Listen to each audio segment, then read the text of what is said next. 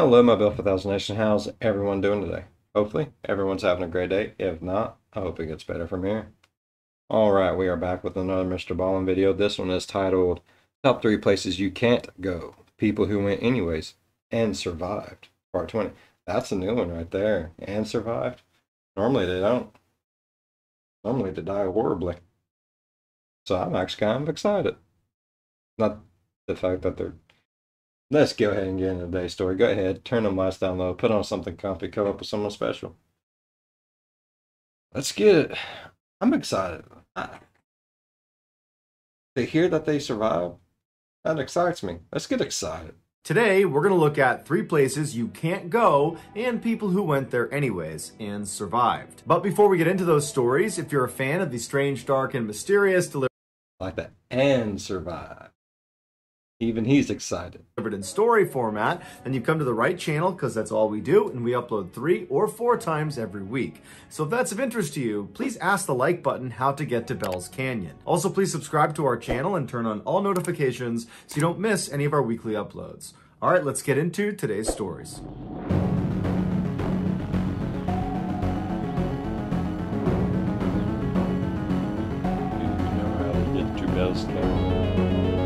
Do you?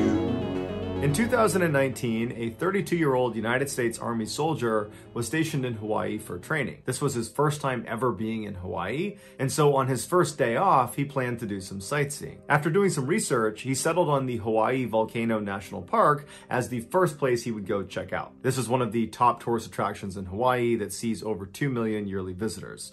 One of the main draws of this particular park is that it's home to one of the world's most active volcanoes, the Kilauea, that has been erupting consistently almost every... What? How did it... What is it? Kiowa? Kiowa? Why? Real fucking volcanoes. I don't like volcanoes. I have a fear that one is just going to pop up out of nowhere and swallow my asshole. I don't know why. It's a fear, though. year since 1983. On the evening of Wednesday, May 1st, John finally was given some time off, and so he hopped in his rental car and he made his way out to the park. When he got there, he was pleasantly surprised to see that it was not crowded in the least, most likely because he was there midweek. And so he paid his entrance fee, and then he started walking up a trail that would bring him up to this overlook that overlooked the caldera. The caldera of a volcano is the actual crater, the inside of the volcano where the actual lava comes out of. At the time John was at the park, the volcano was not actively erupting, and so there was no pool of lava inside of the caldera. However, the surface of the caldera, which was 300 feet below this overlook where John is, the surface was still 2100 degrees Fahrenheit, causing these massive steam clouds to billow up from it pretty much constantly. And so when John actually reached this overlook point and was looking out into the caldera, he was immediately disappointed because he couldn't see anything. And so as much as John craned his neck to try to get a better look down into the caldera, he was just totally obscured by the steam. Now, he was up against a safety railing that prevented people from getting closer, but he figured if he could just get right to the edge of this crater and he could actually look down inside, he might be able to see all the way to the base of the caldera. And so he looked around and noticed there were no other tourists up there with him. So he thought about it for a second and then decided... Stupidity took over.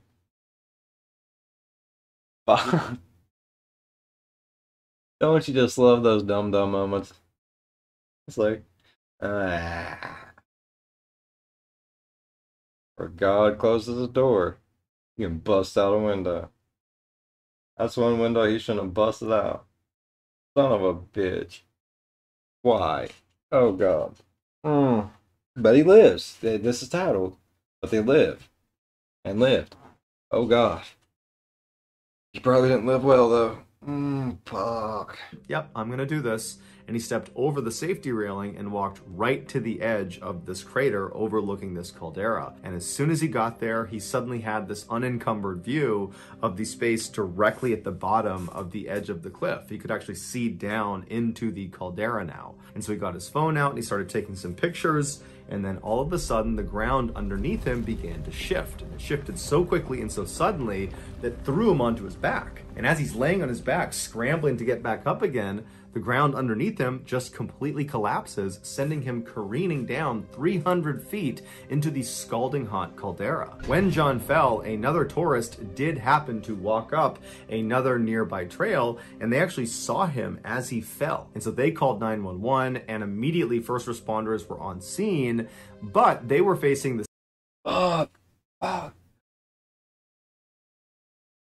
my worst fear come to life. I do not want to be burnt alive.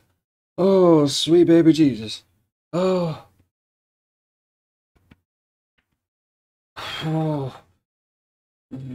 same issue that John was, which is the steam was so intense inside of this volcano that you can't really see down into it. And so they had rescuers walking along the rim of the volcano, and they had helicopters in the air, but it really wasn't doing any good. And in the back of all rescuers' minds, they knew that realistically, there's just no way John could have survived this. I mean, you can't survive a 300-foot fall, but even if you did, you couldn't survive being at the surface of the caldera that's over 2,000 degrees Fahrenheit. You'd die within a couple of minutes. But the rescuers pushed that thought out of their mind, and they focused on being positive and just continuing to look for John.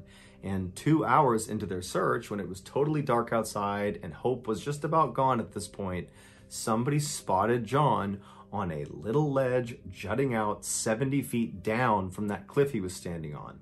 When he fell, when the ground dissolved underneath him, he managed to land on this tiny little ledge. Had he fallen an inch left, an inch right, an inch forward, he would have tumbled to his death. There's no two ways about it. But he landed perfectly on the one ledge that could have saved his life. But he was so badly injured, he couldn't climb back up again. However, rescuers were able to rappel down to him, put him in a harness, get him back up, and he was able to make a full recovery. Lucky son of a bitch. That's all I can say about any of it. Yeah, he had a guardian angel looking over him at that moment. Had to be. There was no my luck, my ass would have went one way or the other. There would have been no catching me. I have that. If it wasn't for bad luck, I'd have no luck at all syndrome. It's fine. I'm okay with it. I've learned to deal with it. Underwater building. Fucking Atlantis. On July 12th, 2015, 30-year-old Christopher LeCun was out on his boat with his wife, his kids, and his best friend Robert just off the coast of Port St. Lucie in Florida. Throughout the day, anytime Chris or Robert were looking down from the boat and spotted a rock pile, they would throw on their scuba tanks and dive down to attempt to find lobsters. Towards the end of the day, when they were looking down into the water, they saw what they thought was a rock pile at first, but as they kept looking at it, they noticed it had lots of straight lines, indicating it could be an underwater building. Chris and Robert noticed there was a yellow buoy floating on the surface right above where this building was underwater.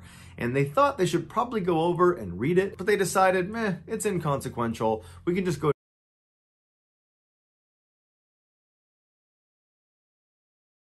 I'm sure a yellow buoy is the same thing as a yellow caution sign. Oops. Dumb moments, I'm telling you. Go down and check it out for ourselves. Now, if they had stopped and gone over and read the buoy first, they would have seen there was a warning on it that was telling people to stay back at least 100 feet from this underwater structure. But Robert and Chris didn't read that warning, so they put on their scuba tanks and they dove down into the water. And after only going down about 10 feet, they noticed there wasn't just one structure underwater. There were actually 3 huge structures. And so Chris and Robert looked at each other and they're totally amazed at what they're looking at.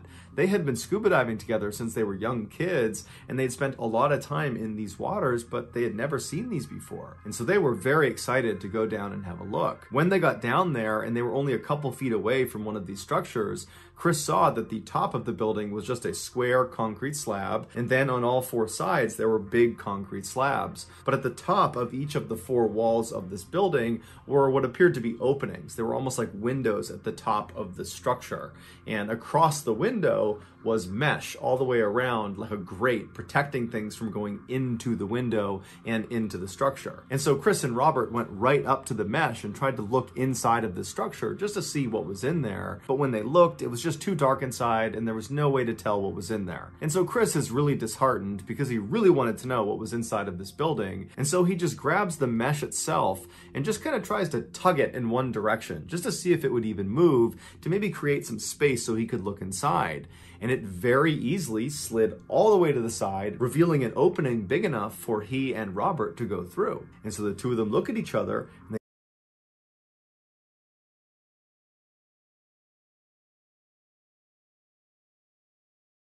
You heard the saying, curiosity killed the cat, right? They two wet kitties. That sounded dirty. I apologize. they just nod because they know they want to go inside and see what's in there. And so Chris went in, followed by Robert, and they found themselves inside of just this big empty space, this 70-foot by 70-foot space where there really was nothing inside of it, except down at the very bottom on one wall was this 16-foot wide opening that was the entrance to a huge tunnel. And from where Chris and Robert were at the top of the inside of the structure, they couldn't see into the tunnel. And so they decided, by looking at each other and nodding once more, that they would just go down and try to look to see if they One of them should have went. could see through to the other side of this tunnel. And so Chris goes down first, followed by Robert, and as they start making their way down, they both start to feel a current that's pulling them straight down. And as soon as they felt that, they both intuitively knew that they didn't want to be a part of that, and they started swimming as fast as they could back up towards their exit. Robert, who was a little bit higher than Christopher, was able to escape the pull of this current and got up to the top of the inside of the structure towards the exit. Chris, on the other hand, was not able to escape this current's grasp and was actually pulled backwards into the tunnel where he disappeared. Robert had actually turned around and saw his friend get pulled into that tunnel, but he knew there was nothing he could do, and so he just turned around, swam out of the structure and up to the boat as fast as he could to call 911. Once Chris had been pulled into this dark tunnel, he began tumbling backwards. He had no control over his body position. The current was just way too strong. And so Chris instinctively grabbed his mouthpiece and anchored it inside of his mouth, and then he grabbed his mask and did his best to keep that on his face. Because as he was tumbling, the current kept trying to pull those things off of him. As Chris tumbled through this pitch black tunnel, he began to realize that more than likely he's going to encounter some very powerful pump that's sucking this water through this pipe in the first place, or some huge turbine that has something to do with pulling the water through this pipe. And in both of those situations, once Chris reaches the end of this tunnel, he's going to get cut up and get killed. And so Chris thought about pulling his mouthpiece out to just end it right then and there to avoid this horribly violent death. But he thought about his family, he thought about his kids, and he just couldn't bring himself to do it. And so he just continued to hold on to his mouthpiece and his mask and just continued to tumble with no control. I would have been shitting everywhere. I ain't even gonna fucking lie.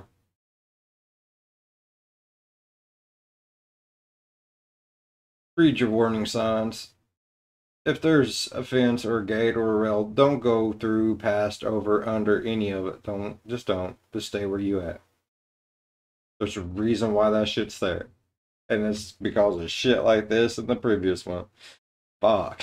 In total darkness, having no clue where he was going. After over 5 minutes of this just nightmare situation for Chris, he suddenly sees a very small flicker of light at the very far end of the tunnel in the direction they're being pulled towards. And all he can think of is, okay, well, whatever that light is, that's the area where I'm gonna get killed. There's gonna be some pump or some turbine right out there. And so he's bracing himself for this terrible, violent end to his life. But as they got closer and closer and that light continued to grow, Chris got a better picture every time he would tumble stumble around, he'd get a look, and it did not look like there were spinning blades of death or some pump in there. It actually looked like very peaceful, calm water with sunlight pushing through it. And sure enough, after he got shot out into this lit up area, the current kind of died down and stopped. Chris immediately began swimming right up towards the surface where there was actually land right in front of him. He was inside of what looked like this huge building, and he saw there were people walking around with hard hats. And so Chris just pulled himself out of the water and began yelling for help. It would turn out Chris had been pulled into a nuclear power plant's cooling system. This particular nuclear power plant used a multi-level system where instead of just pulling the water in directly into the plant where it would be cooled and there would be, a pump of death or spinning turbines or something like that, instead there was a reservoir first where the water was dumped, and then after a while that reservoir water would then get churned up into the cooling system. So Chris was just incredibly lucky that that was just the way this nuclear power plant was built, because many other nuclear power plants, if he had done what he did, he would have been killed in a really horrible way. Chris would ultimately sue the power plant, saying they didn't put up enough warning signs or enough deterrents to protect people from getting sucked into these intake pipes, and the power plant has countered by saying, we put up enough deterrents, you just went past them on purpose. As of now, it's unclear what came of that court case. I need to know what happened. I mean, neither one of them's wrong. There should have been a hell of a lot more signs, like everywhere. But the other people ain't wrong. You're like, bro, you should have read the one sign that you evidently seen it, and then you shouldn't have moved the damn fence because it was there for a reason.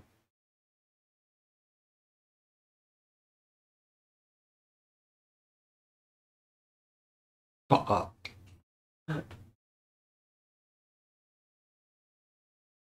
What? Oh, oh, that made my ear hole sweat. He one lucky son of a bitch. No lie. Like, knowing my luck, I would have went through 5 different fans before I ever got to anything. I'm telling you, if it was for bad luck, I'd have no luck at all. What is thalassophobia? What the fuck is that? What is that? Is that a fear of big words that's hard to pronounce? In 1990, 46-year-old Alex Kirstich was a marine biology high school teacher by day and a documentary filmmaker by night. In July of that year, he and 3 of his friends were in Mexico working on a documentary about sea life in the Gulf of California. They had already shot a bunch of footage during the daytime, and now they needed to go out and get some nighttime footage as well. On the evening of the 25th, Alex and his 3 friends boarded a 70-foot research vessel with all of their diving and camera equipment. They waited until just before sunset to leave the harbor, and then it was a 30-minute transit to this area just north of La Paz that they had been told was very active at night. Once the ship was stopped, they threw their anchor down and then turned on these bright spotlights and aimed them into the water. And then one of the ship's crew members put a big piece of tuna onto his fishing rod and then cast it out into the water to try to lure some animals to the area. A few moments later, a black mass suddenly came up to the surface, ripped the tuna from the line, and then vanished as quickly as it appeared. Alex and his 3 friends didn't get a good look at it. They saw it happen, but they had no idea what it was. So they told the ship crew member to put another piece of tuna on the line, throw it out there, and see if they can get a better look at this thing. And so more tuna was put on the rod, it was cast out, and then seconds later, a black mass rushed up to the surface, grabbed the tuna, and then went back down again. But this time, with Alex and the others looking really intently at it, they picked up what looked like a red and white flash, like a strobe light on the skin of this creature as it descended down below. And they looked at each other and they thought, could it be? And so another piece of tuna was put on the fishing rod, they cast it out into the water. Could it be what? Could it be what? And this time, before anything could come up and take it, deep down below, they see a flash of red and white all over the place, like a bunch of strobe lights going off. And then dozens of these creatures rocketed to the surface, fought over this tuna, and then descended back down into the deep water. And so now the men look at each other and they're grinning because they know the red and white flashing they are seeing is a trademark of a very rare creature. It's their skin changing colors. It's how they communicate with each other. And this creature is so rare that at this time, no one had actually filmed it alive. There was only footage of it dead after it washed up on shore.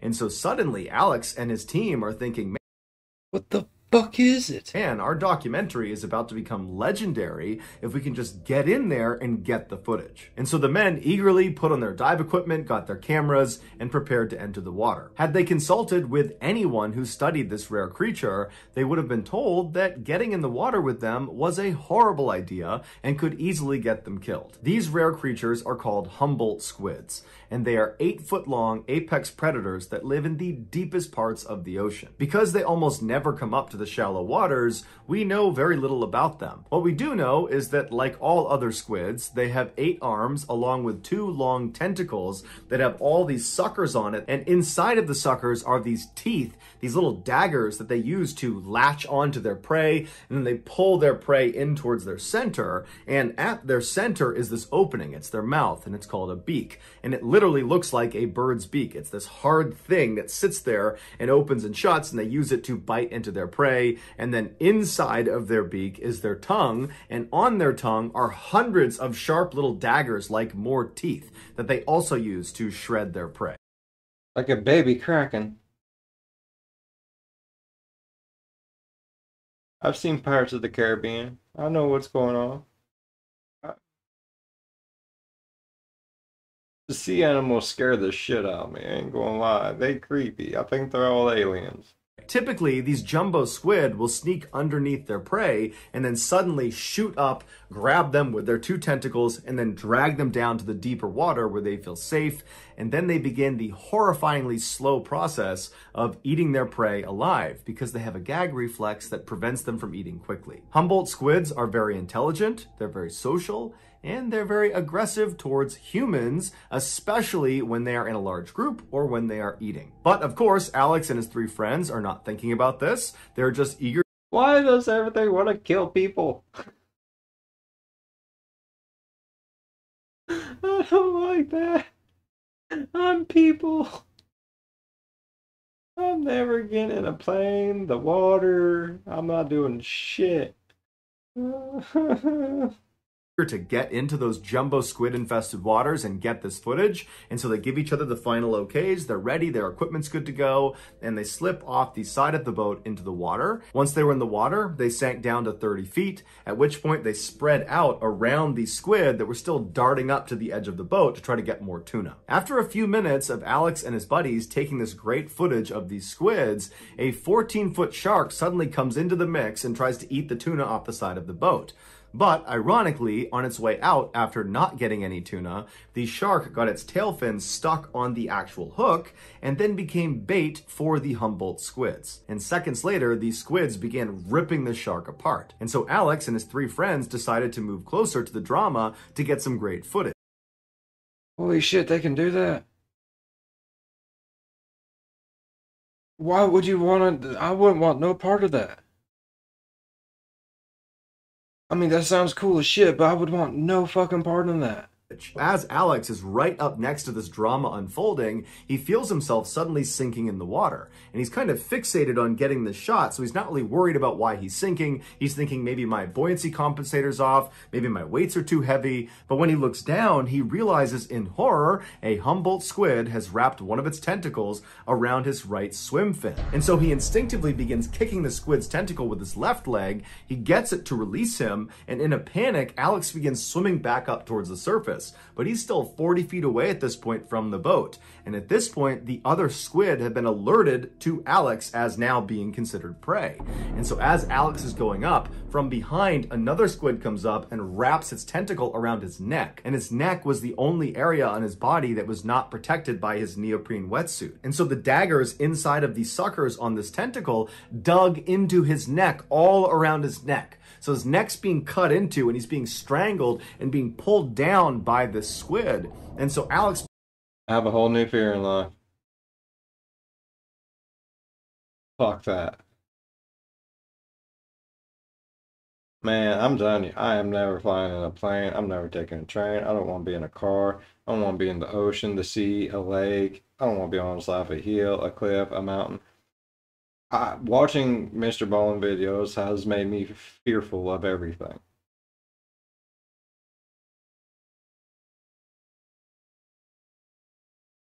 I'm not lying. Oh God.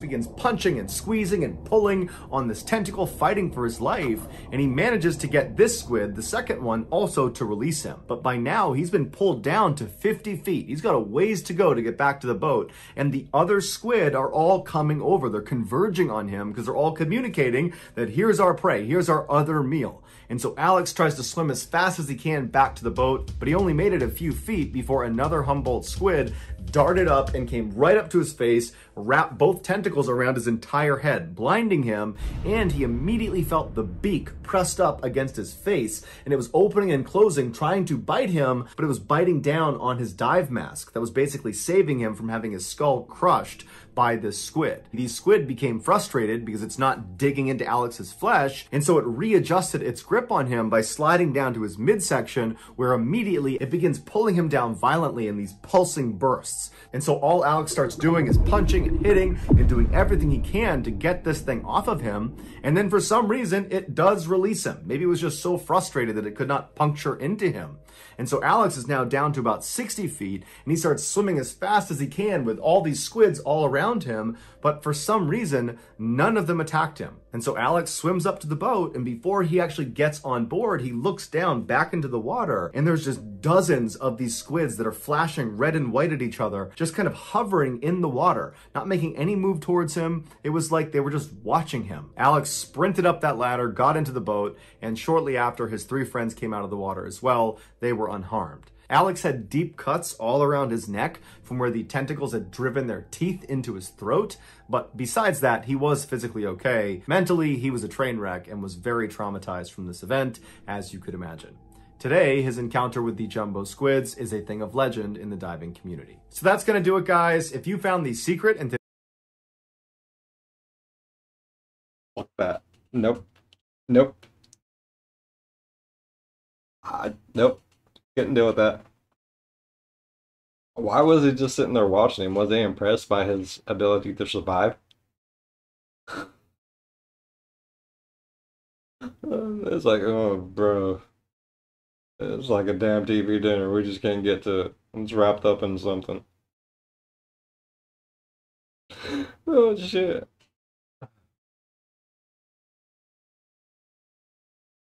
All right. Hey, they all lived. They did. They lived. Yeah. Righteous.